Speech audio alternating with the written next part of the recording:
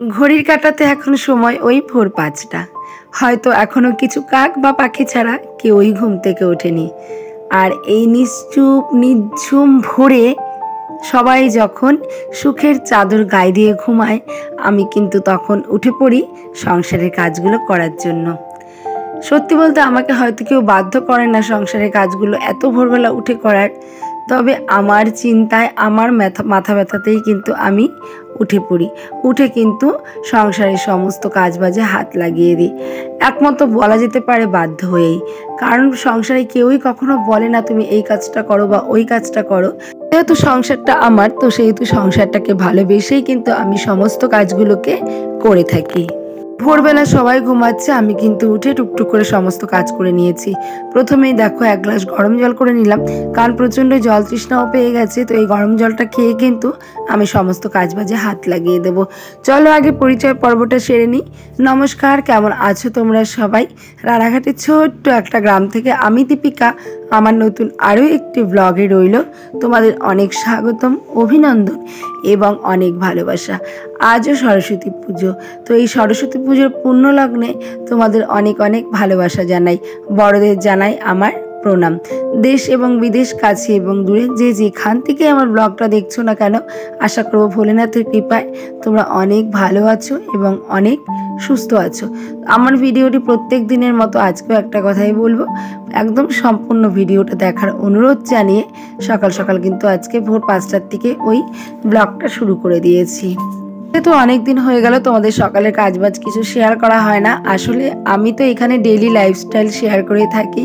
তো ডেইলি লাইফস্টাইলে আমি হচ্ছে একদম একটা বন্দি খাঁচায় থাকা পাখির মতো। তো আমার এই ঘরটা হচ্ছে আমার খাঁচা, আর এখানে হচ্ছে আমি পাখি।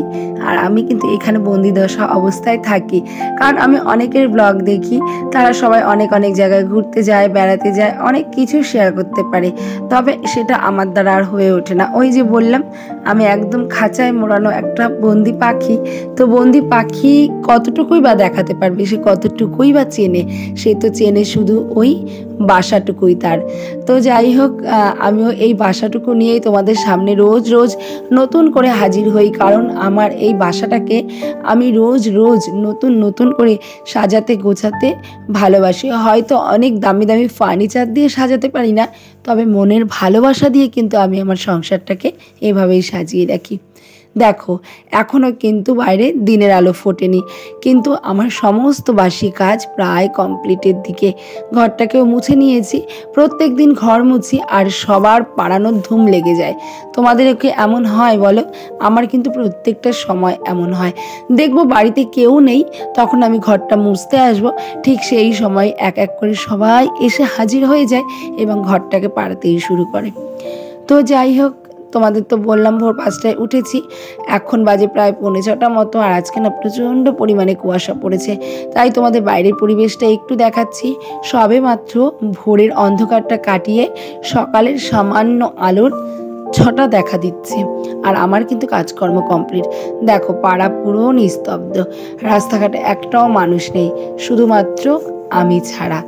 তো যাই হোক, সবাই ঘুমাক আর আমি কাজগুলো করি। আমাদের বাড়িতেও সবাই ঘুমাচ্ছে, দেখতেই পেলে এই ঘরে বাবু ঘুমাচ্ছিল, ওই ঘরে অন্বেষা, ওপরের ঘরে অন্বেষার বাবা, সবাই। তো আমার সমস্ত কাজকর্ম কমপ্লিট। এখন দেখো মুখটা ধুয়ে নিচ্ছি, হাত মুখটা ধুয়ে, মানে দাঁত ব্রাশটাও করে নিয়েছি, মুখটা ধুয়ে তারপরে কিন্তু এখন আমি গোপালকেও জাগিয়ে নেব।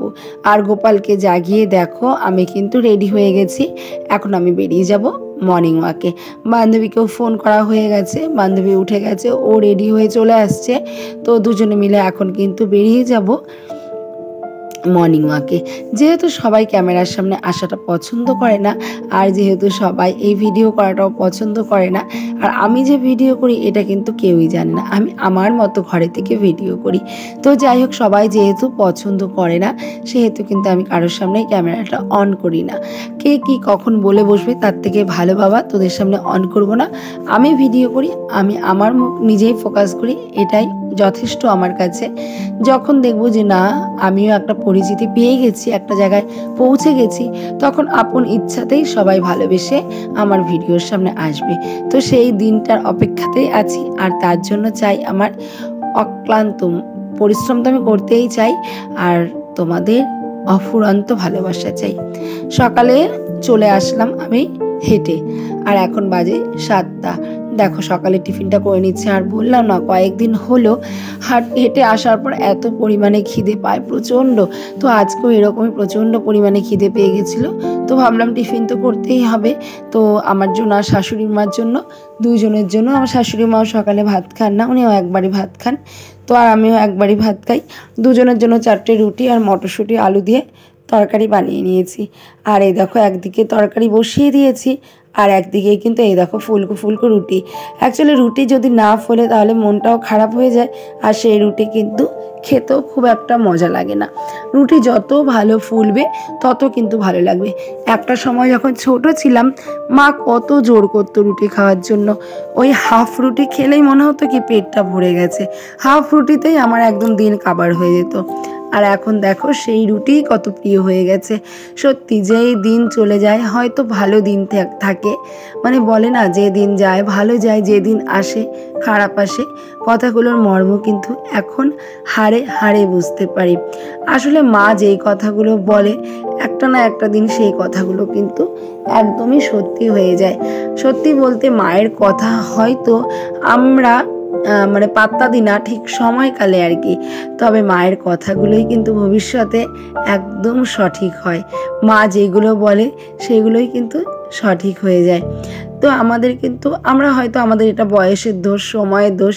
ছোটোবেলায় মায়ের কথা অত ভালো লাগে না, তবে একটা সময় আসে, একটা বয়স আসে, তখন কিন্তু প্রতিনিয়ত আমরা মাকেই খুঁজে বেড়াই। আর মায়ের মতো করে যখন মাকে একদম কাছাকাছি না পাই তখন কিন্তু মায়ের মতো করে চলার চেষ্টা করি, এবং নিজের সংসারটাকেও কিন্তু মায়ের মতো করে গুছিয়ে ফেলি। তারপরে দেখো রুটি আর তরকারি দুজন খেয়ে নিলাম। আর আজকে করবো একটু সয়াবিন আলুর তরকারি। আর তোমার দাদাভাই যেহেতু সয়াবিন ভালো খান না, সেহেতু 2টো ডিম একসাথে ভেজে একদম ভাগ ভাগ করে ওই সয়াবিনের ঝুলে দিয়ে দেবো। আর করেছিলাম দেখতেই পেলে ডাল চচ্চড়ি। অনেকে ডাল পাতুরি, ডাল চচ্চড়ি, আমরা ডাল পাতুরি বলি, তবে অনেক সময় আমি ইউটিউবে দেখি অনেকে ডাল চচ্চড়ি বলে। তো যাই হোক, যার ভাষা যেমন তার কাছে সেটাই অনেক ভালো। আমরা ডাল পাতুরি বলে থাকি এটাকে। এদিকে সয়াবিনের ঝোলটা বসিয়ে, যেহেতু আমার শাশুড়ি মা সয়াবিন খান না, ডালও অতটা ভালোবাসেন না, তাই মুসুরির ডাল আরেকটু ভিজিয়ে রাখলাম। দুপুরবেলা ওনাকে গরম গরম বড়া ভেজে দেব, উনি কিন্তু ডাল দিয়ে আর বড়া দিয়ে ভাতটা খেয়ে নেবে। ওদিকে আমার সয়াবিনের ঝোলটা আর একটু ফুটে আসলেই হয়ে যাবে। আর এদিকে দেখো আমার ডাল পাতুরিটাও পুরোপুরি একদম রেডি হয়ে গেছে। আর অনেক দিন পরে ডাল পাতুরি খেলাম আজকে, ভীষণই ভালো লাগলো। রান্না করতে করতে দেখো আমি কিন্তু পুরো রান্নাঘরটাকে পরিষ্কার করে নিই। এর আগেও একটা তোমাদের ভিডিওতে দেখিয়েছিলাম যে আমার রান্নাঘরটা খুবই ছোট, তো চেষ্টা করি সবসময় পয় পরিষ্কার রাখার। আর এইভাবে পয় পরিষ্কার করে রাখলে কি হয়, পরে যখন তুমি সমস্ত বাসনপত্র মেজে রান্নাঘরটা পরিষ্কার করবে তখন কিন্তু অতটাও খাটনি মনে হয় না, অতটাও সমস্যা আর কি হয় না। তো এইভাবেই কিন্তু আমি সব সময় চেষ্টা করি রান্নাঘরের জিনিসগুলো জায়গায় রাখা, এবং সব সময় একটু বাদে বাদে আর কি মুছে টুছে পরিষ্কার করে রাখা। তাহলে রান্না করতে গেলেও সমস্যা হয় না ছোট জায়গায়, আর নোংরাটাও কিন্তু কম হয়। তো যাই হোক, রান্না করতে করতে এইভাবে একটু পরিষ্কার করে নিলাম। নিয়ে তারপরে দেখো এই যে সয়াবিনটা হয়ে গেছে, নামিয়ে নিয়েছি। আর ডালটা কিন্তু ননস্টিকের কড়াইতেই রেখে দিয়েছি। ওই যে বললাম আজকে সরস্বতী পুজো। আর দেখো আমাদের অন্বেষার দিকে রেডি হয়ে গেছে, ও যাবে বান্ধবীদের সাথে ঘুরতে, তাই ও বেরিয়ে পড়লো। আর এখন কিন্তু বাজে 10টা, ও 10টার মধ্যে কিন্তু খাওয়া দাওয়া করে বেরিয়ে গেছে। ভোর 5টার থেকে 10টা কোনো রকম হেল্পিং হ্যান্ড ছাড়াই কিন্তু আমি সংসারের সমস্ত কাজগুলোকে করে ফেললাম একা একাই। আর এভাবেই কিন্তু প্রতিনিয়ত কাজগুলো করে থাকি। বাবুও চলে গেল ওর বন্ধুদের সাথে। এখন দেখো গির্জার লোক চলে এসেছে, এই টাকাটা আর কি আমাকে জমা দিতে হবে। এখানে আছে মোট 300 টাকা।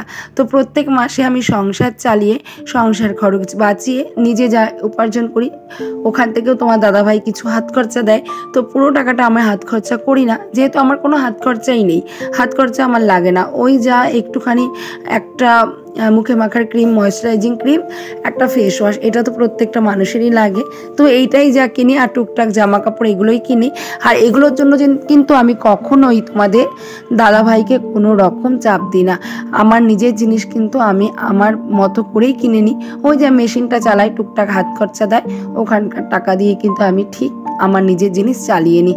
আর এই যে দেখলে আমার একটা পাসবুক, ওটা হচ্ছে গির্জার একটা বই।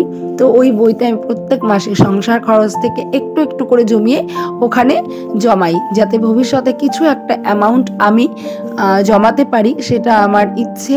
আমি আমার মেয়ের বিয়ের সময় ওই টাকাটা তুলে নিজের উপার্জনের টাকা দিয়ে আমার মেয়েকে ছোট্ট যদি একটা পারি গয়না দিতে, সেটাও আমি মনে করব অনেক বড় এবং আমার কাছে ভীষণ ভালো লাগবে। তাই সংসার খরচ বাঁচিয়ে আর এইভাবে ভোর 5টার থেকে পরিশ্রম করে তিল তিল করে টাকা জমিয়ে কিন্তু কিছু মানি আমি সেভিংস করি। যেহেতু আজকে সরস্বতী পুজো, সবাই ঘুরছে ফিরছে খাচ্ছে, তো তোমাদের দাদাভাই আমার জন্য একটু বিরিয়ানি নিয়ে আসলো, আমাকেও সঙ্গে করে নিয়ে গেছিলো। নিয়ে এসে এখন দেখো বাড়িতে খাবো। চলো ভিডিওটা এই পর্যন্তই, ভালো লাগলে লাইক করে দিও, টাটা।